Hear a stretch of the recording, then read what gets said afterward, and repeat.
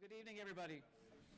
My name is David Sproles, and I'm the president of the New York School of Interior Design, and I want to thank you all for joining us this evening for the lecture by Witold Rybczynski entitled A Tool for Sitting. We are thrilled to have you here. All the way up from Philadelphia? Good. Okay. We are so pleased to have such a distinguished architect, educator, and writer, especially upon the occasion of his new book, Now I Sit Me Down, From Klismos to Plastic Chair, A Natural History, which was recently published by Farrar, Straus and Giroux, and will be available after the lecture for purchase. We are also pleased to welcome our sponsor for the evening, Human Scale, the premier designer and manufacturer of ergonomic products for the workplace, including but not limited to, you guessed it, chairs. Robert King, the CEO, is here tonight and will introduce Witold in a moment, but I want to talk a little bit about Bob. He founded Human Scale in 1983 and has served as the CEO as the company has grown to become the global market leader in workplace ergonomics, with corporate headquarters in New York City, offices throughout North America, the UK, France, Hong Kong, Dubai, India, China, and more. In 2006, Time magazine singled out Bob in the Who's Who, the Echo Guide, an issue focused on green living. And in 2011, Bob was presented with the Museum of Arts and Design Visionaries Award in recognition of leadership in design and commitment to environmental sustainability. So without further ado, I am passing the microphone over to Bob, who will do tonight's introduction. So sit back, enjoy. Thank you. Thank you, and thank you for letting me say a few words about my favorite topic, which is chairs. I started the company in 1983, but started making chairs in 1997 with a gentleman I met, Niels Different, who is, in my opinion, one of the great chair designers ever. And I think in the last 20 years, a day hasn't gone by that I haven't spent a good deal of time thinking about chairs. I think they're fascinating. I think they're really an amazing topic, and I'm glad you folks are interested enough to come and listen. I just want to say a few words about chairs, since I have you, and I get to talk a little bit about chairs before I introduce Witold. First of all, I'd like to say that chairs are really, really important, I think. I've had people tell me that they're not so important. I live on the Upper East Side here, so a lot of like my kids' friends, parents are in banking and law, and if I tell them I make chairs, they're like, "Oh, really? How do you do that? How does that work?" I say, "Yeah, we make chairs. People buy them, and we design them." And they don't really understand that, but it's really important, I think. Here's a fact that I looked up that I think is interesting. How much time do you think people spend sitting in an average day? I asked my kids. They said 2 hours. I said that's probably a little low. People spend on average, Americans, we have the data for Americans. Americans spend an average of 13 hours a day sitting down, presumably in a chair of one type or another. They spend 8 hours a day sleeping. I think that leaves 3 hours for doing other things. So chairs are really incredibly important, if you think about it. Most chairs are not so great. Most chairs are really terrible, I think, actually. But the reason for that is I think they're very hard. It's hard to make a great chair. Mies van der Rohe once said, Mies van der Rohe's credited for being, perhaps the father of the modern skyscraper. He said that designing a chair was almost more difficult than designing a skyscraper. I'm not sure why the almost got in there, but it would have been a better quote if it was more difficult than designing a skyscraper. But he said almost more difficult than designing a skyscraper, which is a pretty amazing thing. He was one of the few architects who designed beautiful chairs that have lasted and are in Witold's book, of course. Most other architects who have designed chairs, they haven't lasted and haven't made the book. But they're very good for certain things. In fact, I think people spend too much time sitting down. There's a lot of chairs designed by architects that are really good for getting you to stand up. So when you sit in them, they make you want to stand up. Very quickly, I just want to touch on one point, and then I'll turn you over to Witold, who has a lot more information that's more interesting perhaps. But when it comes to designing a functional thing like a chair, I believe very strongly that you have to start with function, and the function has to be with you during the whole process. Or else you end up with something that's not honest, and it's not going to last over time. So I saw on a competitor's website one time a year ago or so, a quote from a designer that said, "Great design is a balance between beauty and function." And that really bothered the heck out of me, because I don't think that's at all right, and I think it's misleading to suggest that somehow function is not beautiful. In fact, we have examples all the time, of course, that where function is beautiful. In fact, I think the great designers who've designed great chairs over time have started and stayed with function all the way through. Charles Eames, who designed that aluminum office group chair in the back there, which is still one of the most beautiful chairs ever made. I think it's one of, other than human scale chairs, it's my favorite chair. If you look at it, there's not a ton of design personality to it. It just does what Charles wanted it to do, very simply, and really as simply as possible. But it's incredibly elegant.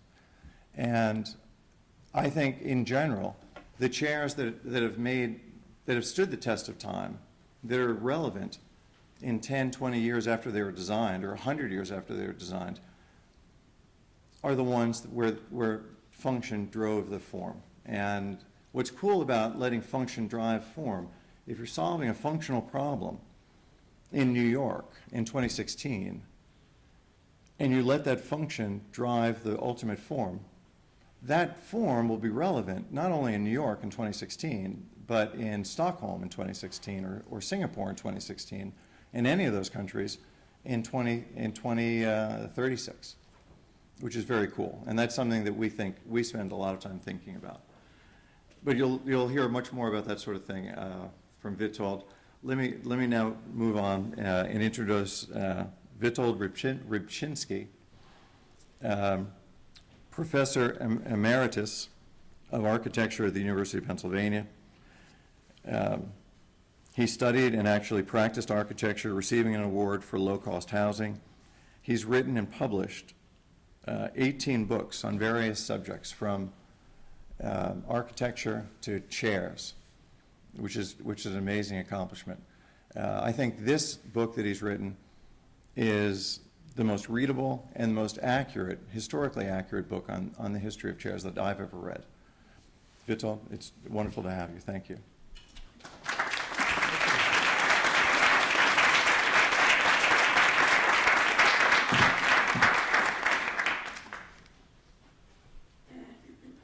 Thank you, Bob, for that nice introduction. I think I'll start with an anecdote, since you anecdoted me out first. So it's about Carl Klint, who was the father of Danish modern furniture. And he was friends with Gunnar Asplund, who was a famous Swedish architect. And Asplund was visiting Klint in Denmark, where he lived. And he told Asplund about all the projects that he was doing, and then he said, "Well, Gunnar, Carl, what are you up to?" And Carl said, "Well, I'm working on a chair." And a couple of years later, Asplund was back in Denmark, and they met again, and Asplund had a whole new set of projects to describe, and he told Klint about them, and then he said, "So what are you working on? I'd like to hear what projects you're working on." And Klint got a little bit upset, and he said, "I told you last time I'm working on a chair." So yes, it's more complicated than a building, I believe. And in some ways, chairs last longer than buildings. Some time ago, I wrote a book called One Good Turn, and it was the natural history of the screwdriver and the screw. And tools are interesting things because we think of tools today, telephones and computers, and they last a blink of an eyelid. I mean, we make tools that are here today and gone in a year or 2 years, or certainly a computer doesn't last more than 5 years. It becomes obsolete and you have to change it. And what's interesting about many tools, especially the old tools, is how long they last. Every time you hammer nails with a claw hammer, you're using a Roman tool. It's identical. They figured out nails and they needed a hammer and they wanted something to pull nails with. And the claw hammer dates from Roman times, and it basically hasn't changed since. It's made out of slightly different materials, but the shape is, there's no reason to change it because it's a perfect tool. Many chairs are like that. This is a rush bottom seat. You've probably all seen the famous Van Gogh painting, and it was very old when Van Gogh painted it. This dates, we don't know where it dates from. We don't know who invented it, but it's sometime in the end of the 16th century.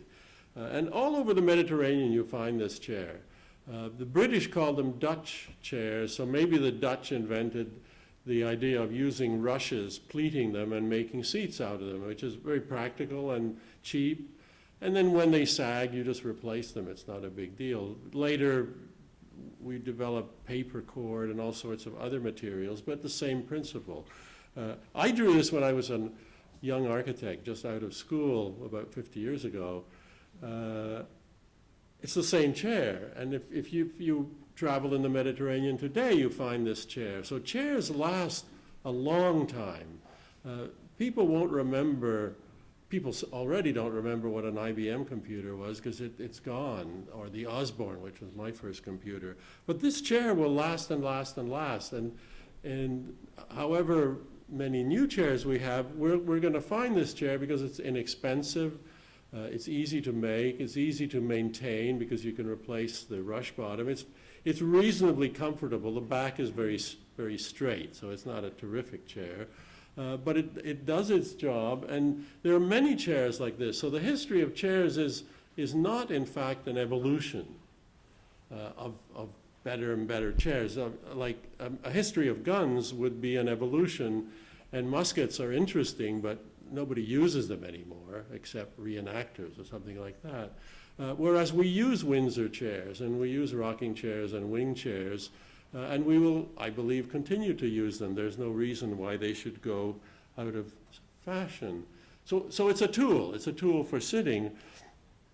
But it's also something else. This is a Marie Antoinette chair that was auctioned at Christie's.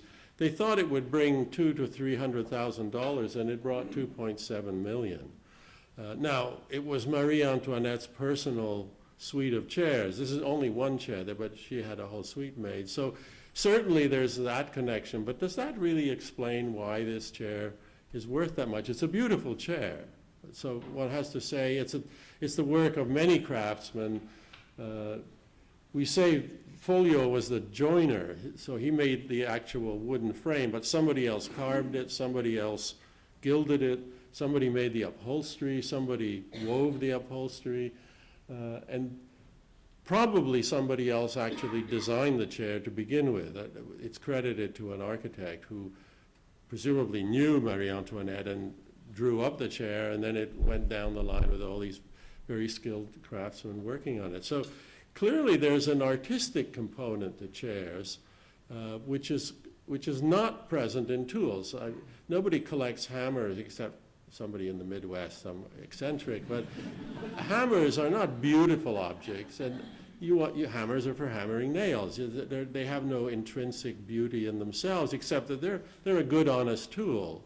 But this chair is clearly more than a tool, and that's why it's valued so highly. And as I said, it's probably Marie Antoinette who raised the price even more, but nevertheless, I was really intrigued by who paid this amount of money for the chair, but they, of course, wouldn't divulge that kind of information. So I wanted to start by reading something from somebody else that's quoted in the book. And this is, John Dunnigan is a furniture maker in Rhode Island, who's also the head of the furniture design department at RISD. And he had this to say about furniture, and it's, I think, a wonderful quote. I wanted to read it to you. If I had to describe my furniture, I would say that it's sensual sometimes, that it's comfortable sometimes, that it's traditional or historically referenced sometimes. But it's really about what I see as a basic issue of human existence. It's about how a person moves their body in space and how they interact with other objects. Furniture is about how the body sits on it or puts something on it. It would be the same for someone living in 2000 BC or 2000 AD. That's the end of the quote. This is an important insight. Yes, a chair is an everyday object, even if it's sometimes decorated.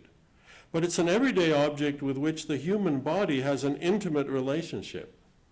You sit down in an armchair and it embraces you. You rub against it, you caress the fabric, touch the wood, grip the arms. It's this intimacy, not merely utility, that ultimately distinguishes a beautiful chair from a beautiful painting. If you can sit on it, can it still be art? Perhaps it's more. The more is what I want to talk about and I guess convince you that there is more. And I wanted to start with the rocking chair, a very traditional chair, again, a chair that dates from sometime in the 18th century and is going strong and shows no signs of disappearing. The mystery of the rocking chair, as of many chairs, technology plays a role in chairs, and chairs change especially because the ways of making them change, from craftsmen to assembly line workers to machines. But the mystery of the rocking chair is that the cradle, which you can see on this woodcut, dates from the Middle Ages. So the idea of rockers and the discovery that rocking children, well, the discovery came first that children like to be rocked, but that if you made a cradle and put it on rockers, you could sort of rock it and do other things at the same time. That happens in the Middle Ages. So in the Middle Ages, people invent rockers, put cradles onto the rockers, and we have the cradle. It never occurred to anybody to put a chair on rockers. And why, who knows? Partly because in the Middle Ages, chairs were so heavy and big, they wouldn't really work on rockers. They would be too clunky. And also, chairs were very rare in the Middle Ages. There were lots of stools, but a rocking stool is actually kind of dangerous. It's not something you would do. And chairs were relatively rare and few and far between. Important people had chairs. Bishops had chairs, kings and nobles had chairs. Ordinary people had stools and benches or just nothing. They just sat on whatever was available. Remember, there's a quote in the book from a design historian who points out that a chair is what you need when you don't need anything at all. I mean, you can always sit on the ground. It's not the end of the world. You can sit on a box. You can sit on an upturned bucket. I mean, there is always a way of improvising sitting. So the chair is, to begin with, already a kind of extra. The first chair, in fact, the first record that we have of a chair is an invoice from a chair maker, a furniture maker in Philadelphia in the late 1700s, or sorry, middle 1700s, and it's for a rocking nurse chair. And a nurse chair was a specific kind of chair. It was a low, armless chair for mothers so they could hold the infant and sort of have space. And that's basically what this woman is sitting in. And this furniture maker attaches this nurse chair to rockers, and as far as we know, that's the very first rocking chair. So it's an American invention.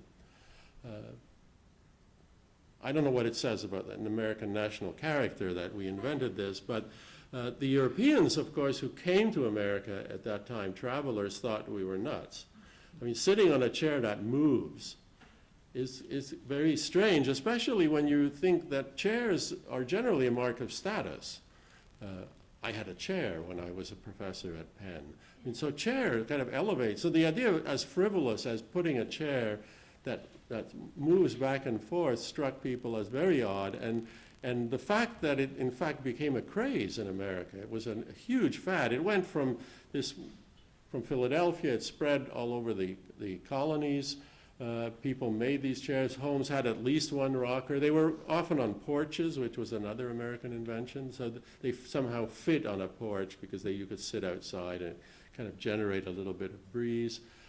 So this really became not just an American invention, but an American craze, and eventually spread to Europe. It was initially certainly associated with women, and it was certainly clearly initially a nurse chair kind of situation, but eventually it spread to men. Here's Mark Twain in a North Carolina style rocker that we'll see again in a minute on a porch. There's actually a European painting on the left, but it's probably, it looks like a Boston rocker, which was a particular kind of rocker with a solid seat, like a Windsor chair, but that sort of curved down, and it had typically a crest across the back where her head is, and that was always decorated with some kind of flowers or some decorative motif. This posture is very interesting. I had no idea about this, and then I realized how true it was. Leaning back in a chair this way, forget the rocker for the moment, is a very American posture. It also, I'm not sure what it says about our character, is very bad for the chair. The back legs tend to break. And I discovered this because when I was researching Tonnet, who made bentwood furniture, he eventually imported furniture, or exported furniture from Austria to America, and he had to reinforce the back legs because men, I suspect, not women, leaned back on the chairs and they just broke, and he had to make them extra strong. But this person, of course, is sitting on a rocking chair, so he's able to go back. It shows one of the important things about rocking chairs, that rocking chairs, we think of them as a sort of motion device, but you can also think of it as a tilt device. It's like a tilting office chair because you can tilt back. You don't have to move. You can just, and you can change that angle. You can go, this person is not rocking, he's just leaning back, which is very comfortable. You change the angle and your body sort of activates itself. And so the rocker is actually a very sophisticated chair and not as loony as it struck many Europeans when they first saw it. It's also a very ordinary chair. And it was exported back to Europe, particularly in the form of the bentwood chair. Tonnet saw these designs, and this is a much more elegant chair than the American rocker because it's not just a chair stuck on rockers, it's an integral design. So the rockers and the arms and the chair create this swirling, beautiful thing. And it became very popular with artists who either painted people in rockers or, like Picasso, he had dozens of these bentwood rockers in his chateau and all over the place. Oops.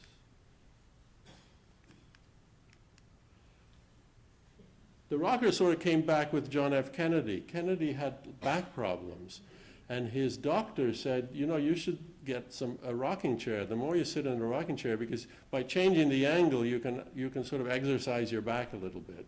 And she had this North Carolina rocker, which is a rocking chair with a straw or rattan back as well as a rattan seat. And Kennedy tried this, and it worked for him, and he really liked it, and he had them all over the place. He had one in Air Force One. He had one in Camp David, and he brought one into the Oval Office. And I remember this. I was a young man at that time, and it was very striking because I think Kennedy did it, I think, strictly because he had back problems. It was a very powerful symbol to bring a rocking chair into the Oval Office. The Oval Office is a very dignified, beautiful little room full of very old, expensive furniture. So plunking a folkish rocker in it is a kind of very symbolic thing. As I said, I don't think he did it for that reason, but I think it appealed to people. It was like those pictures of Carolyn Kennedy playing under his desk. We'd never seen kids in the Oval Office. It seemed like an odd thing. And we'd certainly never seen a chair as homely as a rocking chair in the Oval Office. So that was a striking thing. Striking things, this was the 60 Minutes interview, and it struck me, because I'm a chairperson like Bob, and I dare say it's the first time an American politician has been photographed in a Louis XV chair. It's a perfectly good chair, I hasten to say. It's actually an excellent chair. It's padded in all the right places. It's just not the kind of chair that you tend to see American politicians in. I don't want to start any false rumors. These chairs were not made abroad. In fact, these chairs were made in Los Angeles. I mentioned this on a NPR interview, and a listener emailed me that she had actually seen these chairs being made in the 1980s.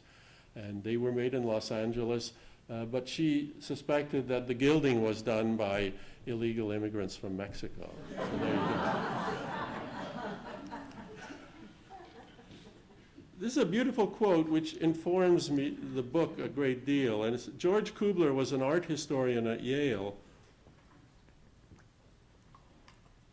And he wrote a book called The Shape of Time. And this quote, everything is made now is either a replica or a variant of something made a little time ago, and so on back to the first morning of human time. And I believe that's true.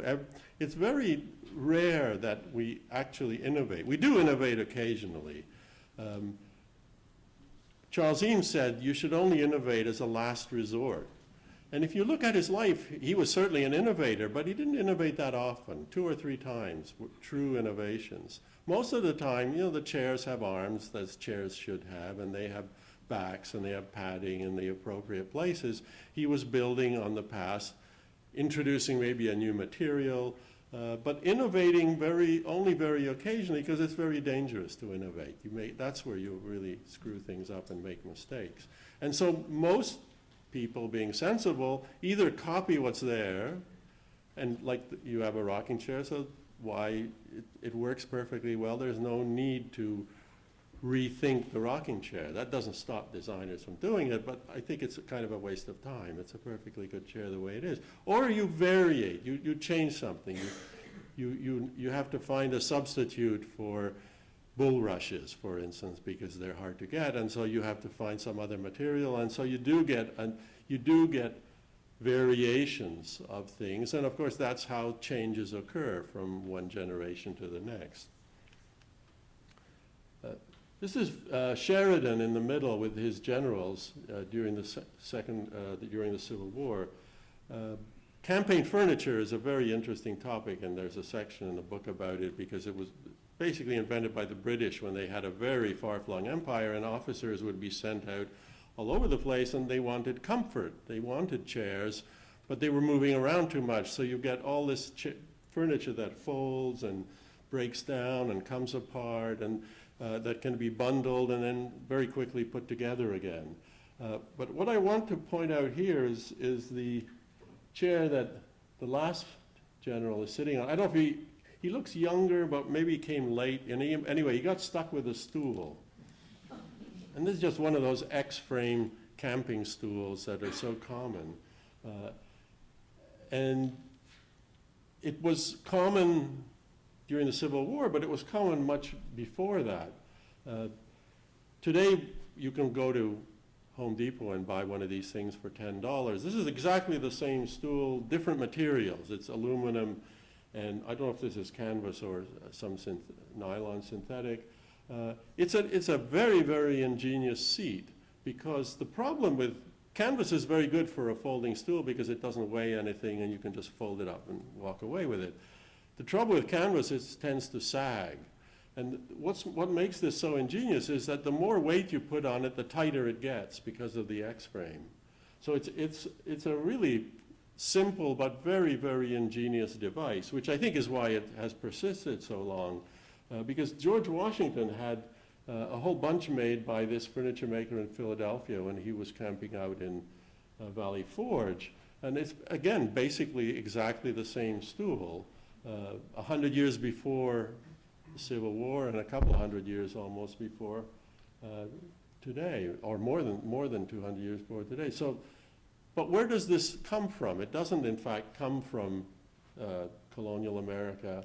It comes from something much older. And if we follow it backwards, this is a very fancy version of the stool used in Louis XIV court.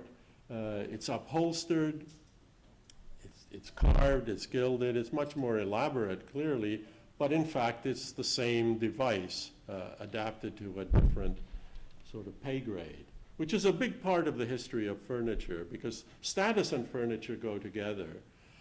At the same time, you can't just invent things out of the blue, so taking an ordinary stool and just making it fancier and more decorated and more opulent is the easy way to do it.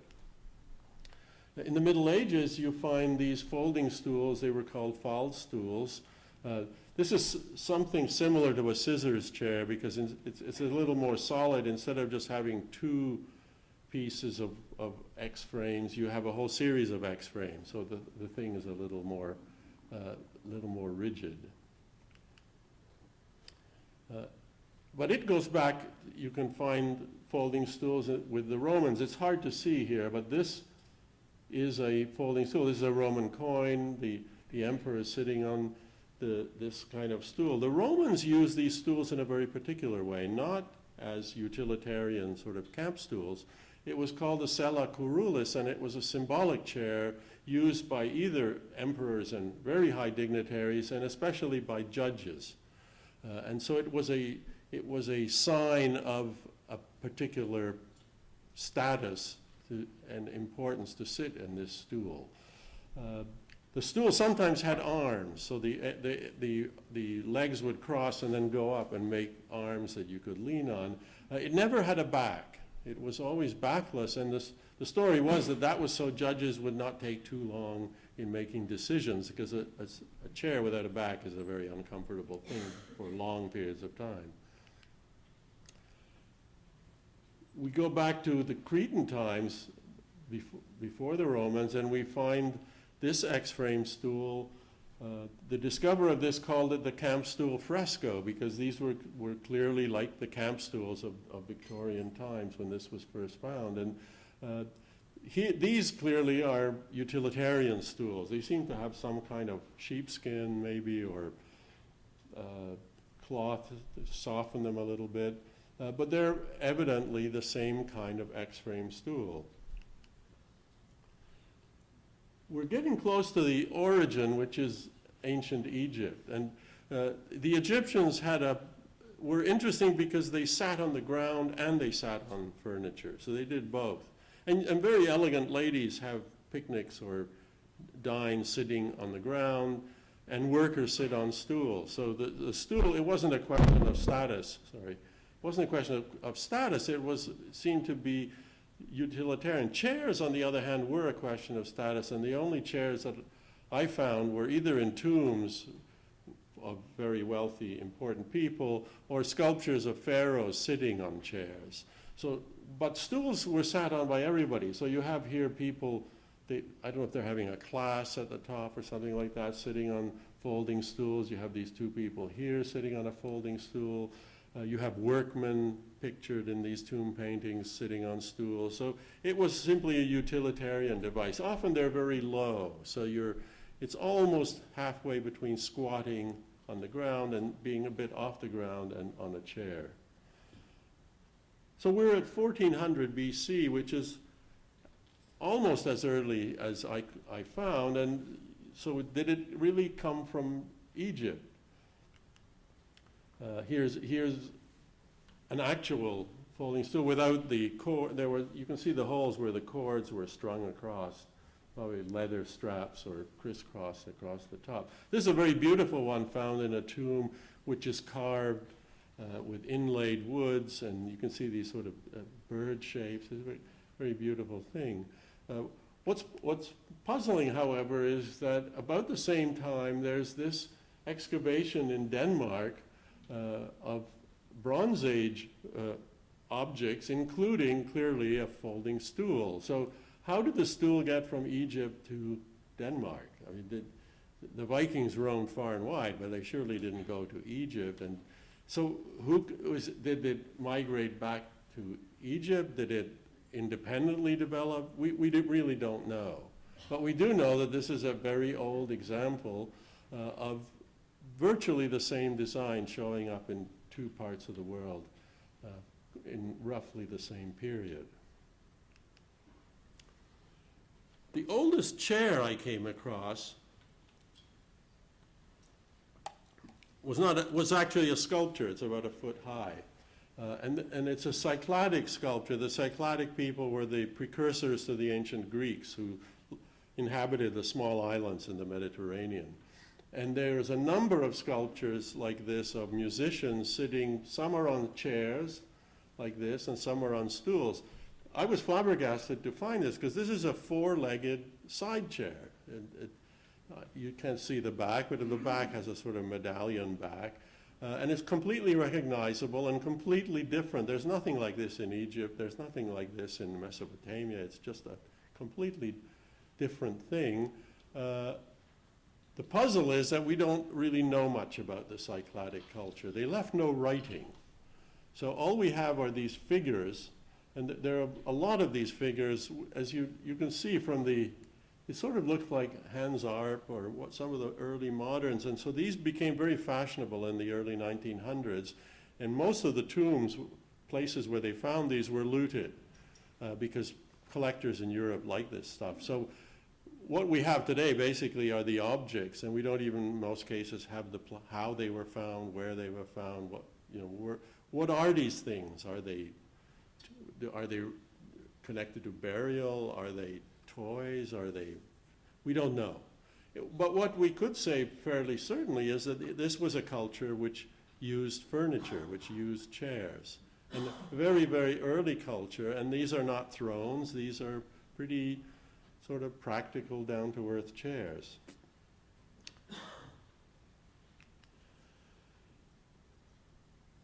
The chair that is associated with Greek culture and is in the subtitle of my book is the Klismos chair. We don't have any surviving Klismos chairs because the Greeks didn't have tombs, so wooden chairs just rotted away. But we have many, many sculptures and paintings of the Klismos chair, and so we can really reconstruct what it was in great detail.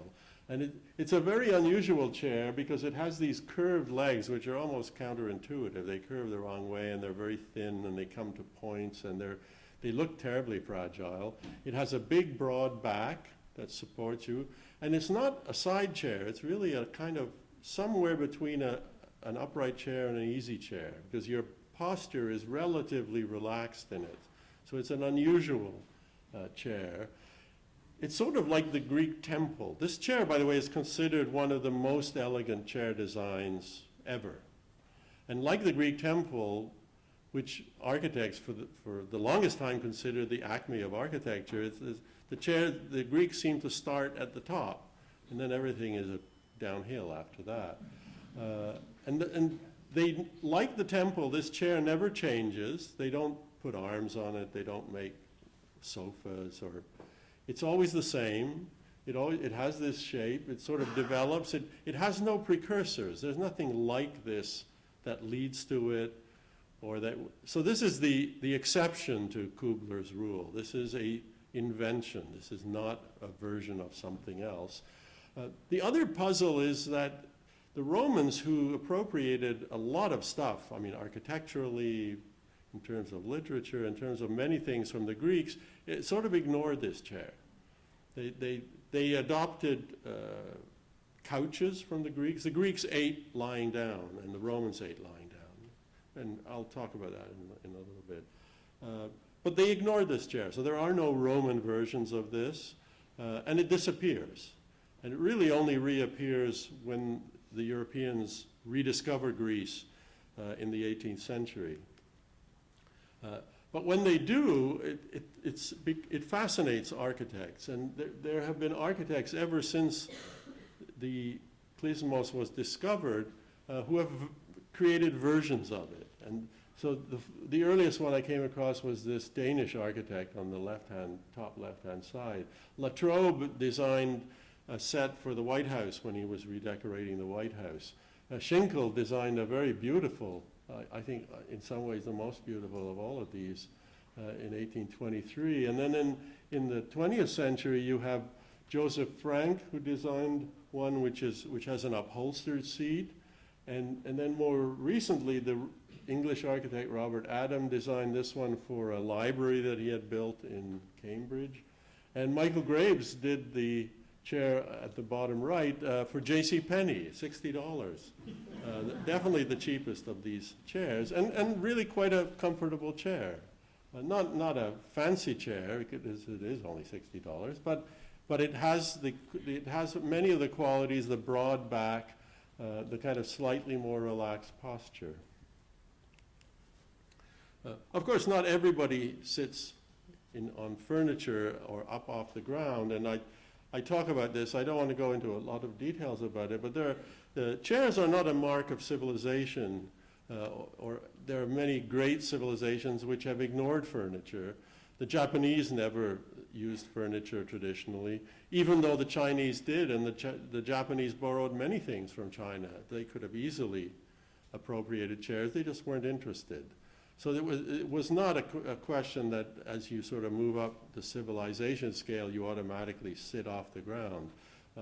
These were very sophisticated cultures which chose not to do that. This is the oldest representation of a dining couch. This is a Assyrian king on a couch up high here. There's a table with the food, and his wife is sitting on this kind of lifeguard chair with a footstool here. Roman couches were like this too. The couches are about 4 feet high. They're about counter height. Because if you have a couch at sort of what we would consider bed height, then the servants loom over you, and it's very undignified. So you always want to loom over the servants. So you notice how high he is. He's actually higher than all the servants, and they have these whisks with very long handles because they're quite low. So as I mentioned, reclining while dining was the standard for the Egyptians, who probably got it from the Assyrians, for the Greeks, for the Romans, and then it just dies out completely. Maybe because you need a lot of servants. If you're going to lie down, somebody has to bring the food. I'm not sure. I mean, certainly wealthy Europeans, even in the Dark Ages, had servants, so they could have done it. But somehow it disappears, and we eat sitting up, and we eat on benches and chairs and so on.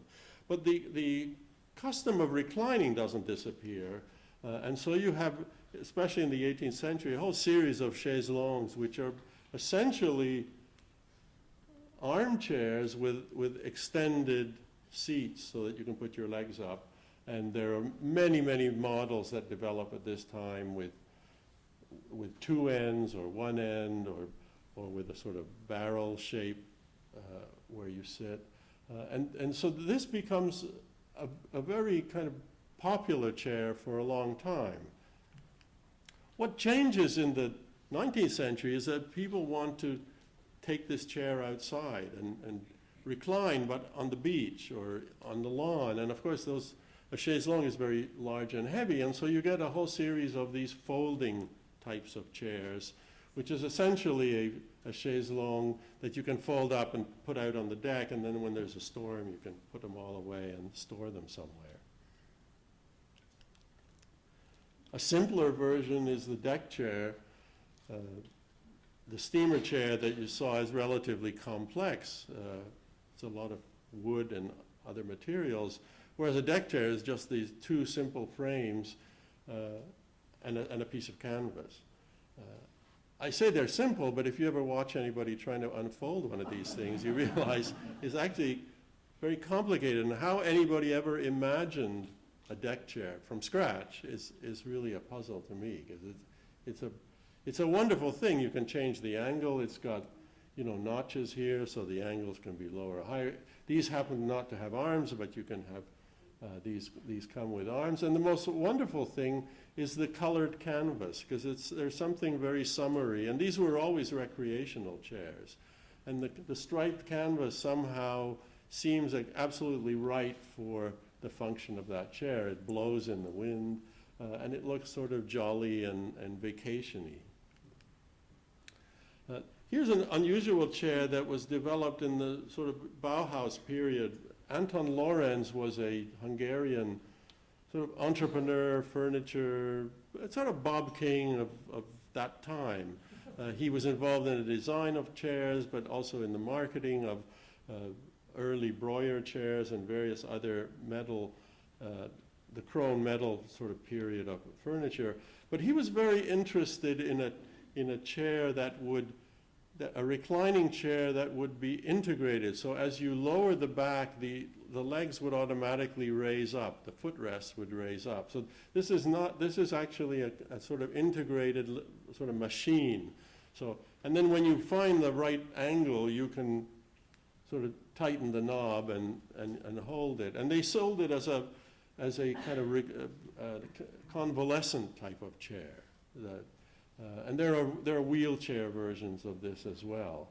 But it's a very ingenious chair, which is really based on the study of ergonomics. He did a lot of work photographing people in water tanks, for instance, and trying to figure out how the body actually works so that this thing would all work together.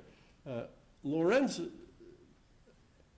found himself in the United States when war broke out in Europe, and the Second World War broke out, and he stayed here, and he tried to restart his business, and he had patents on all this. He was a great patenter, sort of like Buckminster Fuller. Everything got patented. So he really controlled this kind of chair, and he discovered very quickly that there was no market for this kind of furniture in America in 1940 or 50.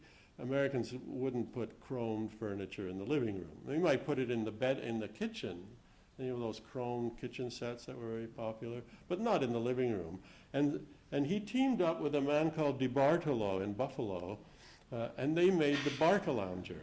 So you have to imagine that underneath this is that mechanism, which as you lean back, the footrest comes up and so on, but it's covered in upholstery, and it's designed to be a heavily upholstered and rather traditional looking chair, because they discovered that really was the market. And in fact, Lorenz became very wealthy because owning all these patents, he was able to get anybody who made a recliner, not just DeBartolo, had to pay him, and he ended up actually a very wealthy man. But it's always strange to find this shift from the Bauhaus to the Barcalounger, which most people in this room, I suspect, would look down on, and perhaps you secretly have one at home, but I doubt that you would admit it. At the end of the book, I was interested in something that struck me, that even though chairs last a long time, and all these chairs, some of them very old, you can buy modern versions, not just antiques today. But they also seem to represent their time. So when I see a Windsor chair like this, I think of the Founding Fathers and Benjamin Franklin, or the Tonnet Cafe chair makes you think of Vienna in the late 19th century, or the Bauhaus chair, the Eames chair. So I wondered, what is the chair of our time? I mean, is it the ergonomic task chair, or it's not really the Eames chair. There aren't enough of them. It's not that popular, even though I agree it's a very, very good chair. And certainly the Breuer chair is a very good chair, because Breuer combined sort of modern things like the tubing, which allowed him to make a cantilevered chair which bounces, which is the nicest thing about that chair. It moves a little bit like these, but the whole chair actually moves. And then he combined it with the rattan and wood, which are very traditional materials for chair making. So it's a very modern chair, but it also relates back to the tradition of chair making. So I asked some people, including John Dunnigan that I quoted at the beginning, and I said, well, what will people think of as the chair of our time? Maybe in 20, 30 years, what will represent our time? And I was very surprised, because 3 different people all answered the same thing. And they said the plastic chair, the one-piece plastic chair on the left, is clearly, this developed sometime in the 1980s. There are no patents for this chair, so you can't sort of pin it down as to who did it or where or exactly when. Maybe nobody wants to admit it, I'm not sure. But it solves one of the problems that chair makers have struggled with throughout history, which is the joint. The joint is the challenge of a chair, because the chair has many planes. There's the back, the arms, the legs, the seat, and they have to be joined together. And the way they're joined together is the weak spot of the chair, because if it's not done very well, that's going to loosen and work its way apart. And ultimately, you can think of some of the chair like the Breuer chair, which uses a piece of chrome metal, metal tubing. He gets rid of a whole bunch of joints because it just continues consecutively. The same thing with Eames, by molding wood, or like these chairs, get rid of one joint between the back and the seat because it's all one piece. The plastic chair has no joints because it's one piece of plastic. It's pretty ugly. And I think, because you have to remember this, it's a very unusual chair. It's not a chair that comes from the furniture industry or furniture designers. The people made with the machines that could extrude polypropylene generally made things like buckets and water containers and dashboards for cars. And they were just looking for things to make, because they have these huge machines sitting there, and the more you use it, the more you can amortize it. And so the chair sort of comes from there. It looks like a kind of traditional chair. They simply took an armchair and adapted it as much as possible to extrusion. So the legs are like angles of plastic. The chair on the right is a much nicer design, I think, designed by Jasper Morrison, which could only be made in plastic. So it doesn't look like a wooden chair that happens to be in plastic. It's a very solid chair. It's much more expensive, unfortunately, than the $10 plastic chair. But the $10 plastic chair, the price is part of the attraction. Why? It's what makes it a global chair. This chair is found everywhere in the world. It's not exported, by the way. It's made locally. It's made locally in Israel. It's made locally in Nigeria. It's made locally in India, China, everywhere. Because the plastics industry is exported. The plastic molders and extruders are in all those countries making buckets and various kind of everyday things. And so it's very easy to buy. They tend to buy molds, used molds from European and North American countries, and then use them extend their life. And you can see these chairs look like rather flimsy kind of plastic chairs. But it's truly a global chair. And so the chair, you find it in every single country of the world. It's probably put more people in chairs than any chair ever did before. And it's impossible even to estimate how many of these things there are. So in that sense, I think the answer to my question was the right one, that this is a chair which is both global, which is the biggest phenomenon of our time, I think. It's a very different chair than all the chairs that came before. And it opens a door. I don't think it's the last word, and hopefully there will be more chairs like the Morrison chair that take this and push the limit and make chairs that are actually nice to sit in. Although plastic is plastic, there's something about wood which is almost magical. I mean, we like to touch wood and we don't like to touch plastic. It makes no sense.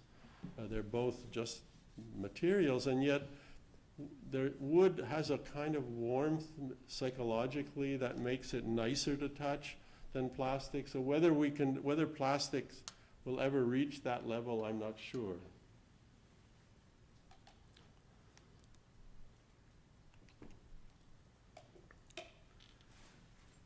I wanted to finish, one more slide, just to, how a chair is made is the biggest variable that I found in the history of chairs. It's not so much the chair. There are certain inventions, like upholstery is one of the great inventions. The mesh invention that the Aeron chair introduced is a great invention. So there are inventions like that, but generally speaking, it's how a chair is made that changes the chair the most. So up at the top, you have a machine that makes those plastic chairs. So you put pellets in that funnel, they melt on the right-hand side, they get extruded, pushed into a mold, and the chair comes out on the left. It takes 60 seconds. 60 seconds. So no wonder. And it's completely ready. You can sit in that chair. It's not hot. It's not sticky. It's ready to be shipped out.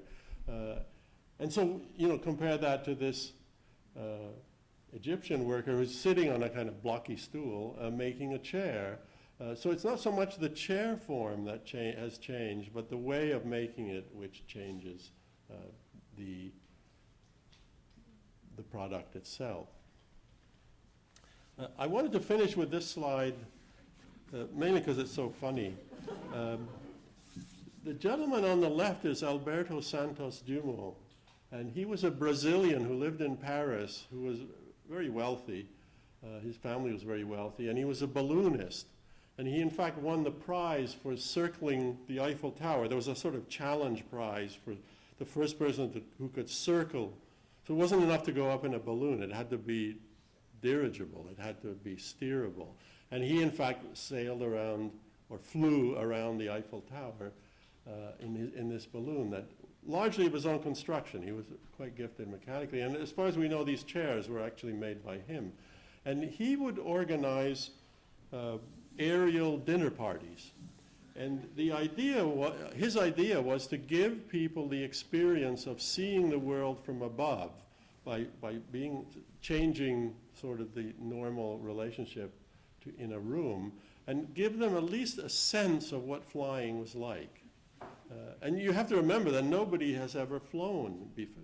It was very, very rare that people had that occasion. And so you have this, I can't figure out how they get into the chairs. That's the only thing, because the chairs have a sort of ladder in the front, but to use the ladder, you have to move the chair from the table. So does the servant push the chair back? How does it work? I thought at one point that maybe there are little casters on the front wheels, and the servant pushes you up to the table. I'm not sure. But it's a wonderful thing, and not totally frivolous, because maybe it explains also a little bit about chairs, that ultimately as I said, we don't need chairs. We can sit on the ground, we can sit on other things. But sitting on a chair is also a question of perspective. It gives you a certain perspective that's very different. If you sit on the floor, architecture changes. The way you experience architecture changes. If you sit up, you experience it differently. And so perhaps it was really just that desire to see the world from a different vantage point that ultimately gives us the idea of chairs in the first place. Thank you.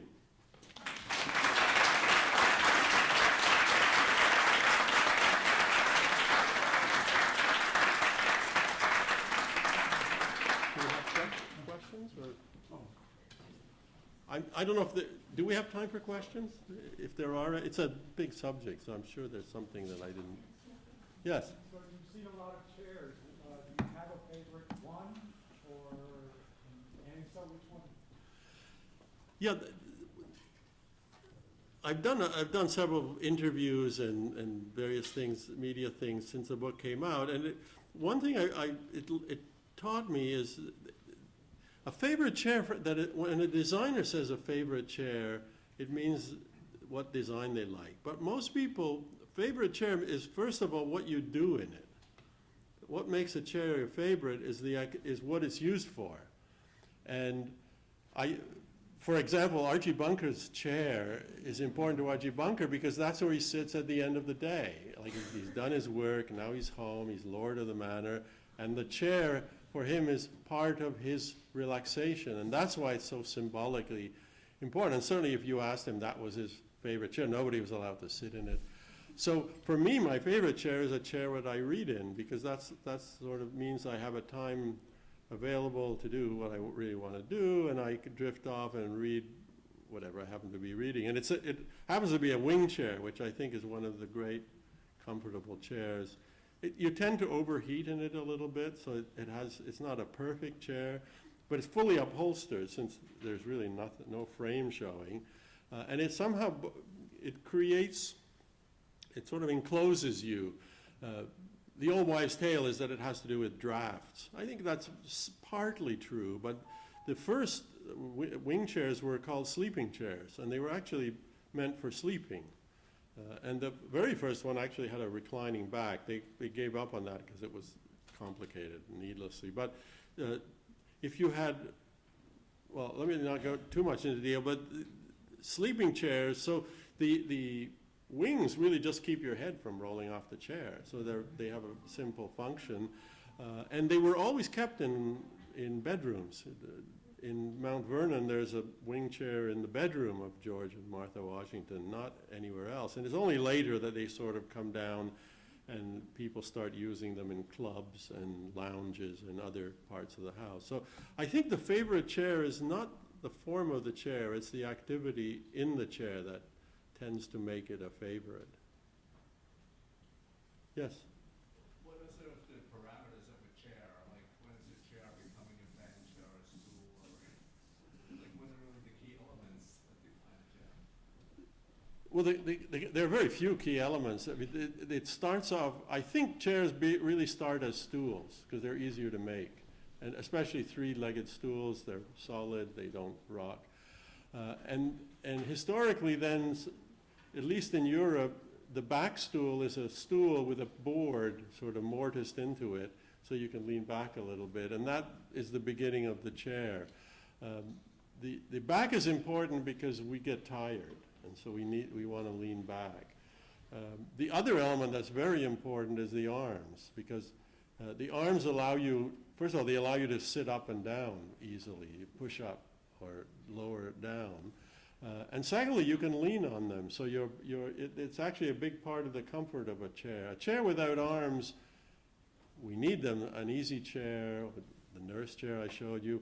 But a lounge chair without arms is a bad chair, in my opinion, because a chair without arms is not really an easy chair. It's hard to get out of if you're more than 30 years old. It's hard to, you drop into it instead of elegantly lowering yourself into it. And you don't know what to do with your arms. And eventually your arms will hang down, which is not a comfortable posture. It's much more comfortable to have your arms. And I mentioned in the book, I think Niels Differien, I quote him, saying that really the best chair is a bed. And what he meant by that was that the human body works for running and walking and standing up. And it works fine for lying down in a bed, which is good since we spend 8 hours a day lying down. But it's not really made for sitting. We've got sitting bones that make sitting uncomfortable if the surface is too hard. If the blood circulation stops, you start to feel uncomfortable in your body. So even the best chair, you have to get up from time to time and move around. Or the chair itself should allow you to move in it. So it should be roomy enough. Say it's an easy chair that's designed for longer sitting. A more generous one is better because you can change posture, you can cross your legs and lean on one side or the other. But I think Differien was right. There's no such thing as a perfect chair because of the way the human body works. And if you can see that the car chairs are probably as much thought goes into them as any other chair, and yet you inevitably get tired. The best thing with a car chair, you have to stop the car and get out every few hours because it's just not comfortable, especially if you're driving, to be in that fixed position all the time. It's not, and that's really true of any chair. So the parameters really are on the one hand, very simple. And yet it's always a challenge, and chair designers and makers are always struggling with that challenge of how to overcome the limitations of the human body in the sitting position. And of course it depends on what the chair is for, whether you're working or relaxing or lounging or talking to somebody or reading. So there are different positions.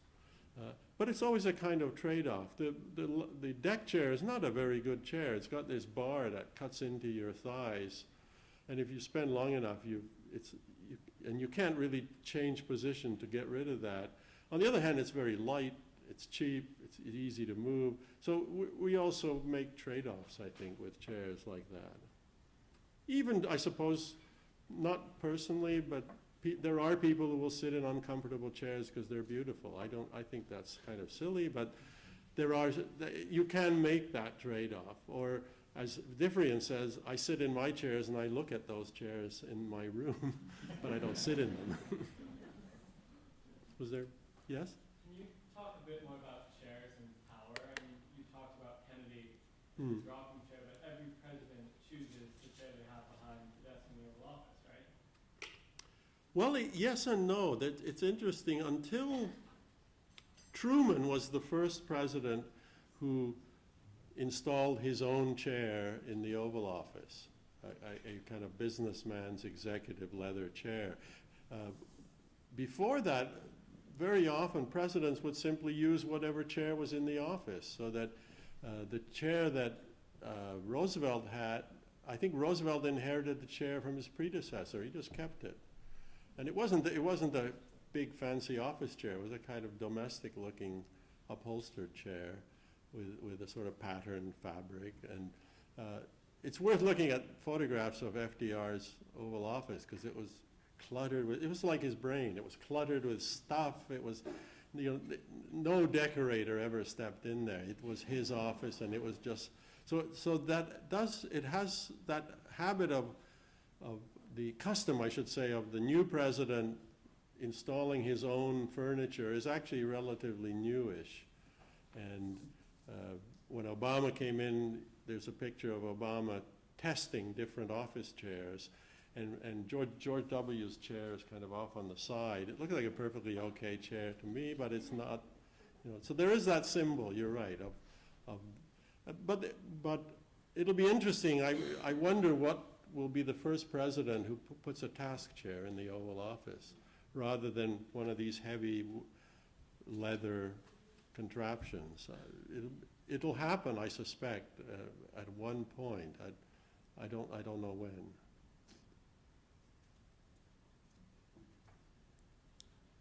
If there are no more, thank you.